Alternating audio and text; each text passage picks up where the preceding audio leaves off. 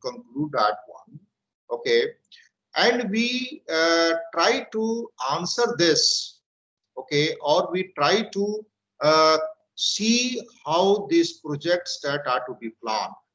What are the data requirements, right? What would be the approaches that are to be adopted for the planning of the water resources project? But in this water resources planning, you see, the first important part is what is the need. I mean, what is the utilization? Okay, so we have to spell out here uh, what are the I mean the needs, and in what quantity, what is the quantity of that. Now if you see the need, here is the priority list that is prepared and documented in the National Water Policy 2002, and you can see here the first preference that goes to the domestic consumption, means the water supply and all those things. Then next one is the irrigation, hydropower, that is coming on the third position. Then the environment and the ecology, industries, I mean the water that are to be supplied to the industries, navigation and the other uses. So here the first preference that is of the domestic supply. Okay, so once we have identified the needs, uh, and we have quantified, okay, yes, this much volume of the water that is required. Okay, also we have defined somehow the timing of that. I mean, when we need this much volume of the water, that is very important part. Because if let us say this is only just a matter of the quantity of the water, then we have a huge quantity of the water in the rainy season, right?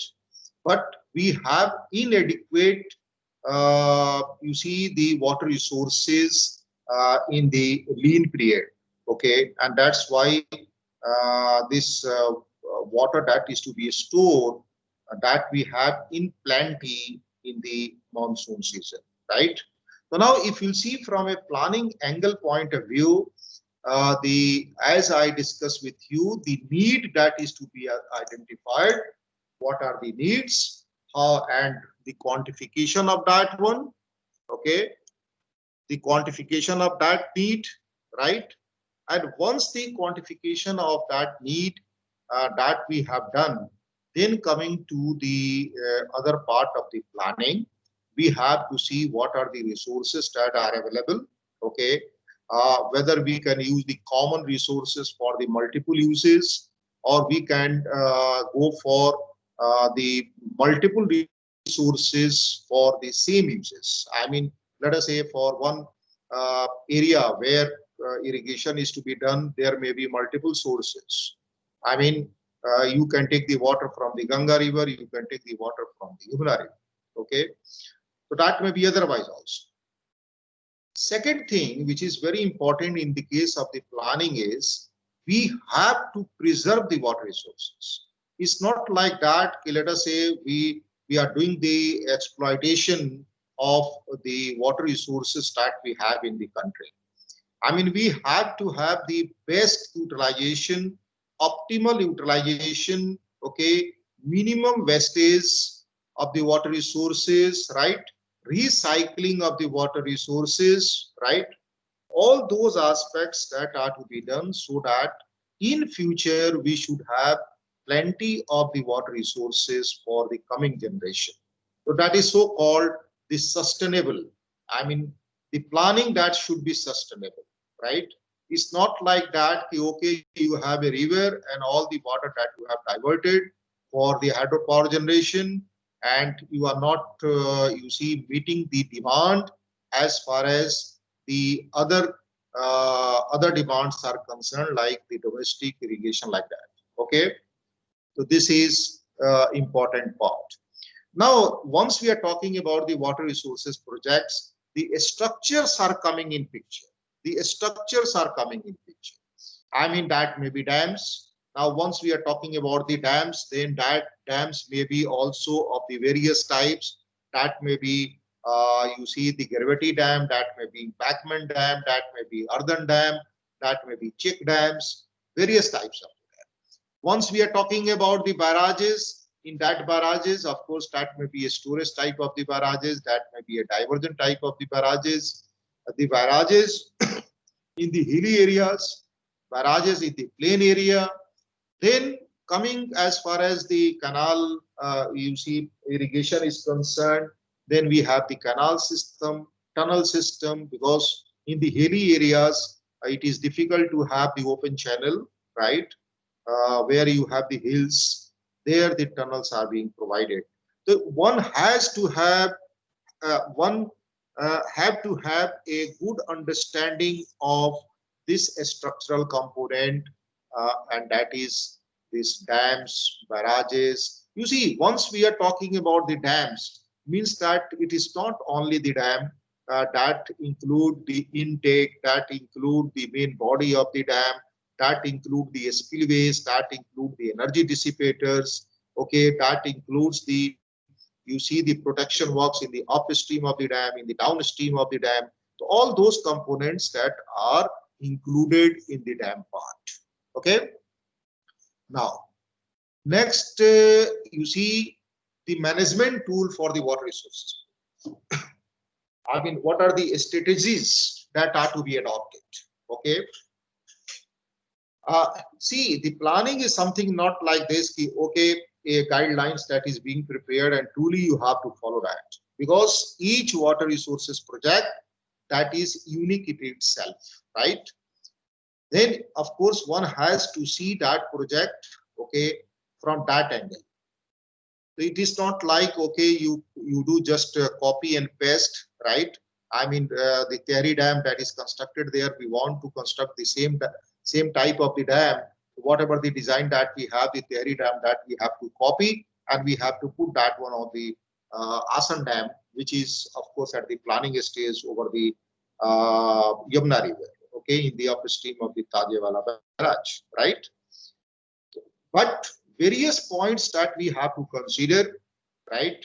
It is worth discussing those points. The first one is the water related allocation. My dear, this is very important part. How do you allocate your water resources, right? Like, if you see the Bhakhara Dam, okay, Bhakhara Dam, that is over Satluj River.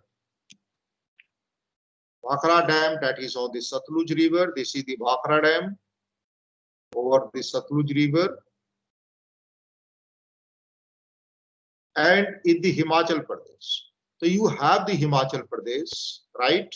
Then you have the Punjab, which is in the downstream. Okay, Haryana,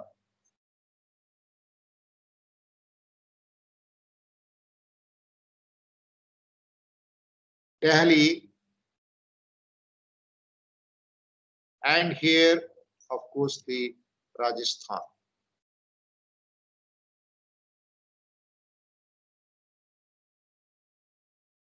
So here, these are the 5 states: Himachal, Punjab, Haryana, Delhi, and Rajasthan, right?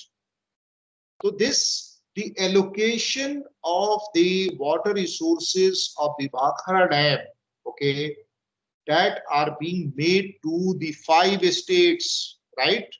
I mean, what is the share of the Punjab? What is the share of Himachal? All that is being defined.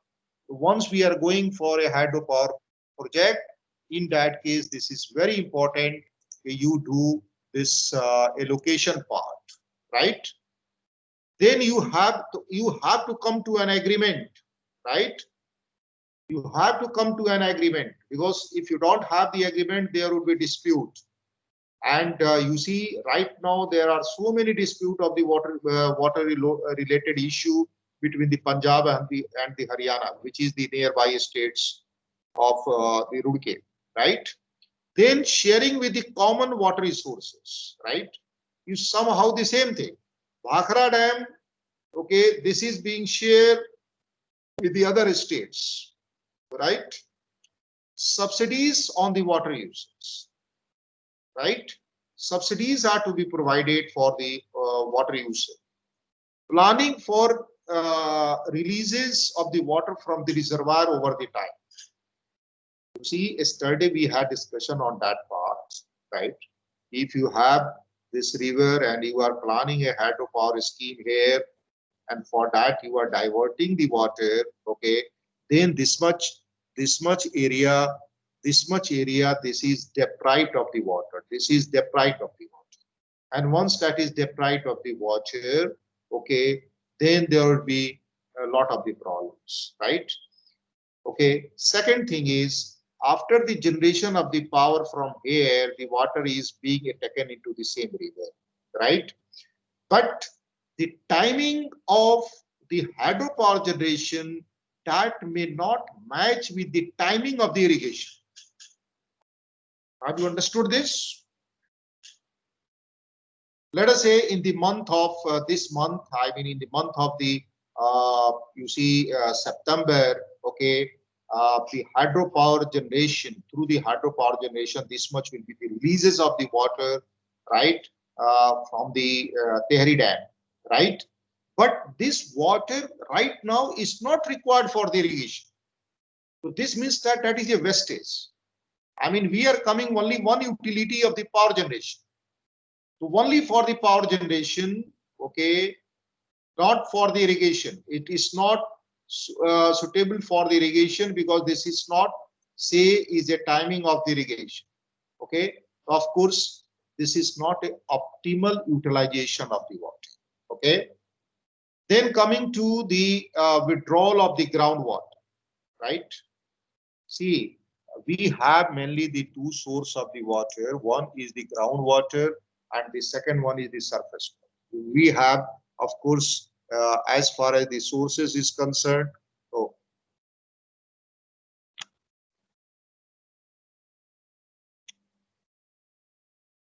we have the surface water.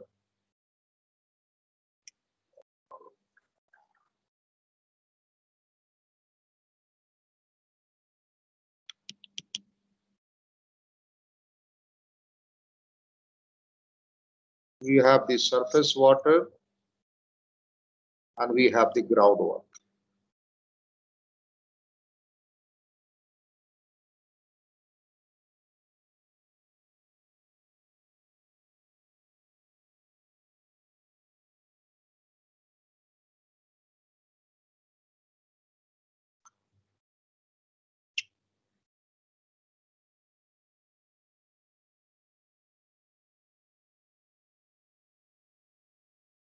So now in this the surface water and the groundwater, okay, now for the irrigation purpose, how much volume of the water that we have to take from the surface and how much water that we have to take from the ground, right? So we have to have a, I mean, the best planning for that, so that we can preserve the surface water as well the groundwater, and we can meet out our irrigation demand also, right? Maybe out of the 100% of the water volume of the water that we need, we are taking, let us say, 60% from the surface water, we are taking 40% from the groundwater. And if you are doing this, in that case, of course, that will be the best utilization of the water resources, right? It is not like that all the time you take the water from the ground, so that will be, of course, the groundwater exploitation, right? Okay, or if you are taking only the surface water, then you are exhausting the surface water, but you have a plenty of the groundwater, of course, in the, you see, in the ground. So there should be, of course, a optimal use of both, I mean, the surface water and the groundwater. Okay, planning of the cropping pattern, right? See, let us say in the, let me introduce another slide here. In the northeast area, we have a lot of the rainfall, right? In the Rajasthan area, we have less rainfall, right? So here the rainfall that is very high, okay, and here we have very less rain, okay. Now let us say we are going for the wheat, okay. Now sorry, rice. Now if you are, let us say, in the Rajasthan or in this desert area, we are going for a rice crop, okay, then from where we'll get the water? Because the rice that required very, I mean, huge volume of the water for the irrigation purpose. So it will be better if we go for the cropping of the rice in this northeast area, okay, northeast area, rather than in the desert area, okay, in the desert area, or you can say low rainfall area, right? In that case, I mean, just on the basis of the selection of the crops, we can, in a very optimal way, we can, you see, use our water resources. So this cropping pattern, that is very, very important, okay? Because if you see, compare with the wheat, if you compare with the wheat, the volume of the water, if you required in this wheat is X, then in the case of the rice, that will be 3X. I mean, the 3 times more water that is required. So of course, we have to plant the rice in those areas where we have the rainfall, okay, right? Then the public awareness about the wastage of the water, okay, how we can aware the public, right, so that the wastage of the water that can be reduced, how this water that can be recycled. And just for your information, I want to share regarding our campus, okay. I don't know whether you have seen or not, but if you come to the campus, then you request some of the professor of the environmental engineering to show the STP, right? Any one of you have seen the STP of the IIT Roorkee? Yes. Have you seen the STP of the IIT Roorkee sewage treatment plant? I'm not getting your voice. No, sir.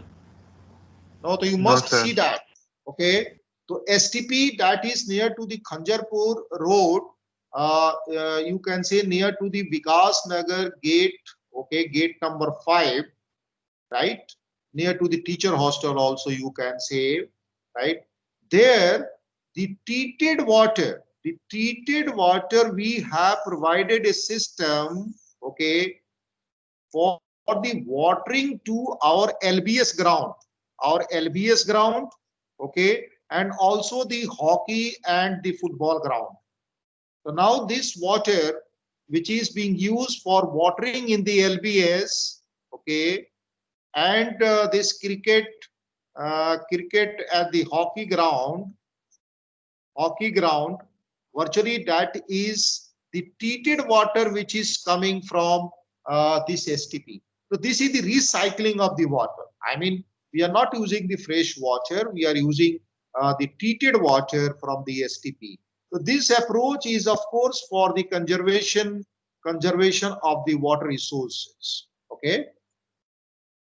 In flushing in the toilet, of course, just treated water that is being used. Of course, we have the provision of that one in our new building, in particular the faculty housing, right? So this is the some points regarding this one. Now, what are the once planning for a water resources project? Okay, then what are the, you see, the steps or the tasks that you have to perform? Let us have a discussion on this part, right? Say you see, we have this, we require this much volume of the water for the irrigation. We also interested to have a power generation, irrigation, and we want to store the water, okay, let us say in the Yamuna River, right? I mean, in the hilly areas. Then what are to be done there? What are the things that we have to examine? what would be the data requirement, okay, how to approach that one. So you just start with a very fresh mind. I mean, nobody has told you, okay, the dam will be constructed here. Nobody had told you, okay, at this location, of course, there is this much is the sediment which is coming, okay. So just see from a very fresh mind, and now you have to plan, okay, we want this much storage of the water, right?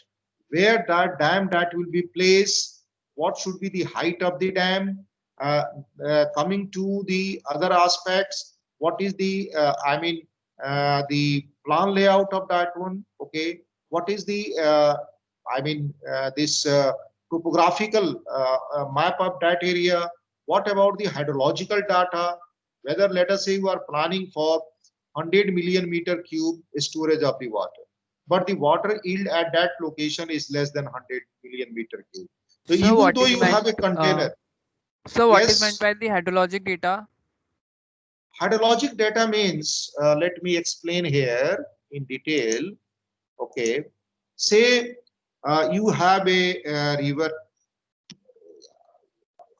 here, right? Yes, And sir. with your judgment on the basis of the information that is available with you, with the site visit, let us say you have come out with the various options as far as siting of the dam is concerned. Let us say you have selected some sites, right? Yes, sir. And 4 sites you have selected here.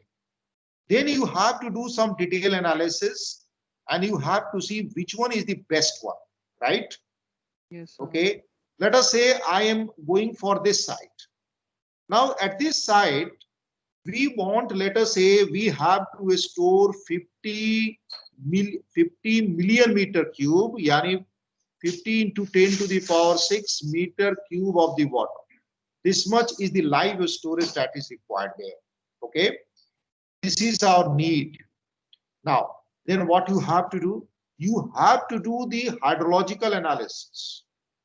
Hydrological analysis means, in general, once you are going for a you see, water resources projects, we are concerned with the two things. One is, what is the peak discharge?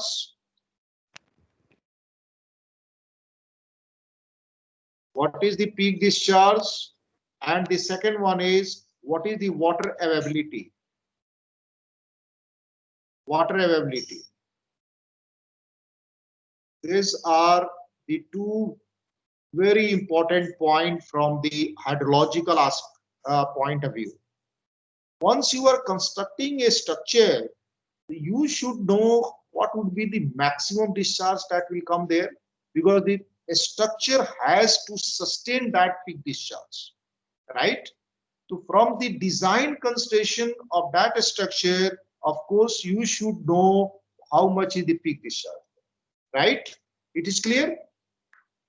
Second, Yes, coming sir. from the water availability point of view, okay, from the water availability point of view, your target is to create a dam here and store water of the order of about 50 million meter cube water, okay, right? But do you know if this much water is coming to this site or not? Let us say this much water is not coming. I mean, there is some wrong estimation. You have constructed the dam here, you have created a reservoir of this magnitude, but the runoff or the discharge which is coming to the reservoir in 1 year, that is less than this. Then what is the use of, you see, creating a huge reservoir there? So you have to do the water availability study, how much water that is coming, right, in a particular year or in a particular duration, and how much water you have to release in the downstream from the environmental consideration. Only the balance amount you can store. Now you can ask question if not clear. Yes, is it clear to you, or Sir, clear. okay? So this is the hydrological aspect that is very important, but it's not only the hydrological aspect. I understand this is a very important part. As I shared with you, you are going for, let us say, a 50 million meter cube storage of the water. You have created the structure for that, but that much water is not coming in the river. Okay, right? So of course, you see, there would be not a full utilization of the structures that you have constructed there. So let us take one by one because we have the shortage of the time. Like the analysis of the basic data, okay, means that here, what is the map?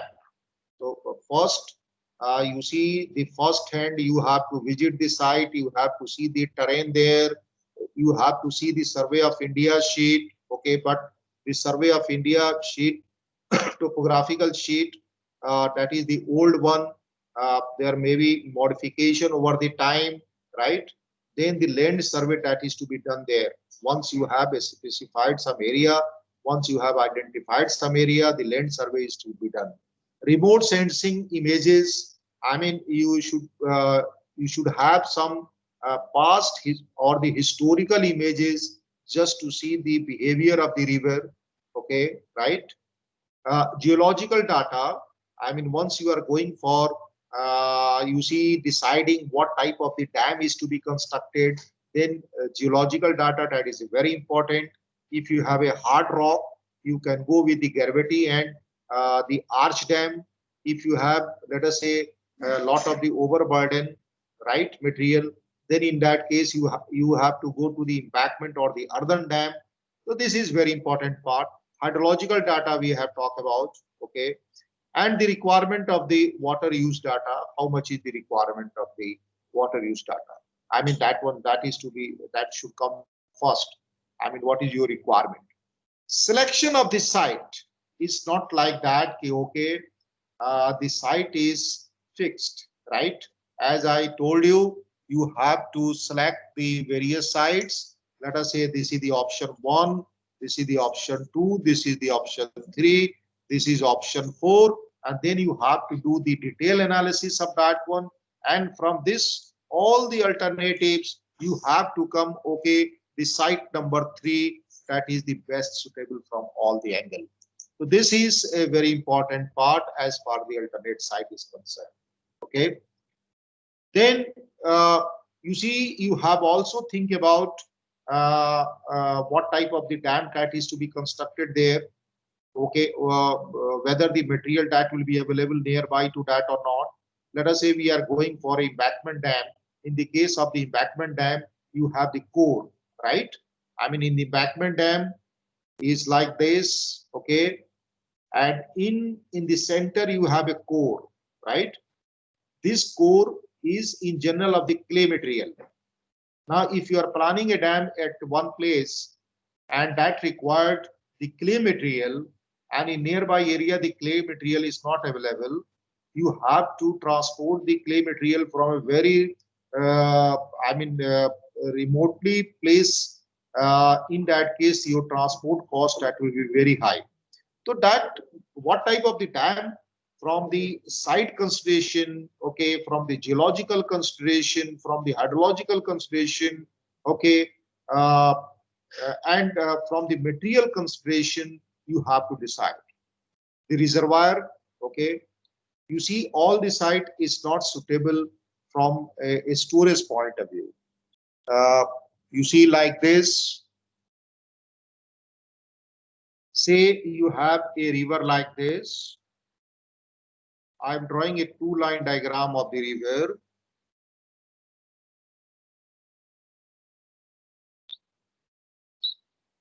So now, from these two-line diagrams, you can see that here the river is wide, right? If you put a dam here, okay, we may achieve here in a very short length in the upstream a huge volume of the water, a huge volume of the water. But once we put a dam at this location, in that case, the cross section here, if you see the cross section of the river is like this. If you see the cross section of the river is like this, right? So of course, this site this site number 2, and this is the site number 1. From the storage point of view, the site number 2 is much better than or suitable than the site number 1, right?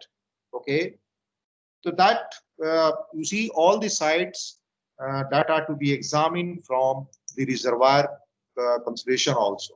Diversion structure in general in the case of the earthen and the embankment dam, the diversion structure is not part of the dam, that are to be provided on either banks. Okay, but in the case of the concrete and the arch dam, you can provide the diversion dam.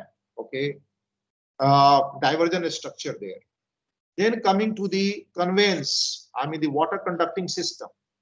So whether the sites that you are planning there, okay, that you have selected, that is suitable from the water conducting point of view, I mean the water conducting conductor system. Okay, selection of the capacity.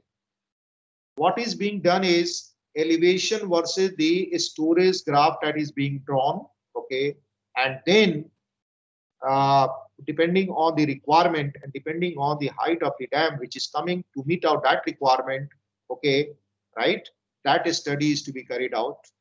Selection of the dam and the spillway, there are various type of the spillway, right? We have to select the best one, right, which is suitable for that particular dam and for that particular structure. Layout of the structure, what is the layout of the structure? Where we have the spilling arrangement, where we have the water conducting system. Okay, foundation structure, right? What type of the foundation that is to be provided there? Geological, geotechnical investigation that is required. Cost estimate. Now come out with the cost estimate. Okay, even for strengthening the foundation of the structure. Studies for the local protection. I mean, if you are putting this dam there or the barrages there, then of course maybe you have to provide the flood protection works. You have to provide the some other protection works, okay, in the form of the levees, river bank reabutment, guide bund, spurs, groins, like that. Okay. Formulation of the optimal combination of the structural and non-structural component for the project flood control. Okay, you see, let us say the project is only for the flood control, right? Now you can control the flood by putting a dam. If you increase the capacity of the reservoir, in that case, of course, as you increase the capacity of the reservoir, your flood protection or the flood damages in the downstream, that will be less. Okay, then you have to decide how much you have to control by putting a dam and how much you have to control by putting, you see, the flood protection works in the downstream. Then coming to the financial analysis, with various options or various alternatives, you have to do the financial analysis. In general, the benefit cost ratio, of course, for the project, the benefit cost ratio, that should be more than 1. Environmental consideration, this is a very important part. We have discussed this one in detail, right? And of course, this social impact, that is also very important part. So as I told you, from you see, once you have to select that one from the economy point of view, okay, in that case, the benefit cost ratio, I mean the benefit that we are getting, that should be more than the cost that we have put up for that particular project. In addition to that, of course, you have to get the clearance from the MOEF, I mean the Ministry of Environment and Forest, New Delhi, and this is really a very tedious task to get the environmental clearance. And each project that is covering a lot of the components or the parameters of the environment, so some that is listed there here, and I think I have already discussed that one with you in the previous lecture. Like the loss of the flora and fauna, how much will be the loss of the flora and fauna due to this particular project, how much will be the land that will be lost, okay, agricultural land, industrial land, residential land, okay. Then how the rehabilitation that is to be done of the displaced person, I mean the person who were initially living in the reservoir area, those persons have been replaced from that and they have been settled at the some place, right? So how they have to be rehabilitated, okay, because in the reservoir area they had land, they used to do the farming there, cropping there. Now that land is completely submerged with the reservoir, then you have to rehabilitate them, you have to provide some job to them, okay, right, as per their skill. So this is really very difficult task, and this is the reason that delayed the construction of the Tehri Dam by more than 20 years. So you can think about the weightage of this. Then reservoir induced seismicity and some other environmental aspect. So once we are doing the planning part, these are the things that uh, you have to analyze, right? The approach here as far as the selection of the type of the structure, selection of the site is concerned, you first come out with some alternatives, some options, let us say 5 options, then you do the analysis and see which one is the best one from the technical consideration, from the financial consideration, from the social consideration, from the environmental consideration, okay. So this is all about the introductory part of the water resources engineering, okay. And in the next lecture on Tuesday, we'll discuss the water requirement of the crops. If you have any question, please let me know.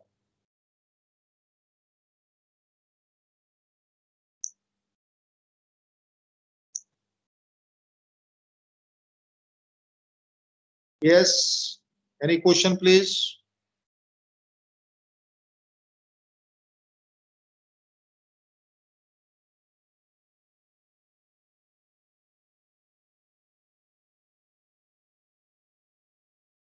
Okay, if you don't have a question, so I'm just leaving, okay, and we meet on Tuesday and we'll discuss the water requirements of the crops.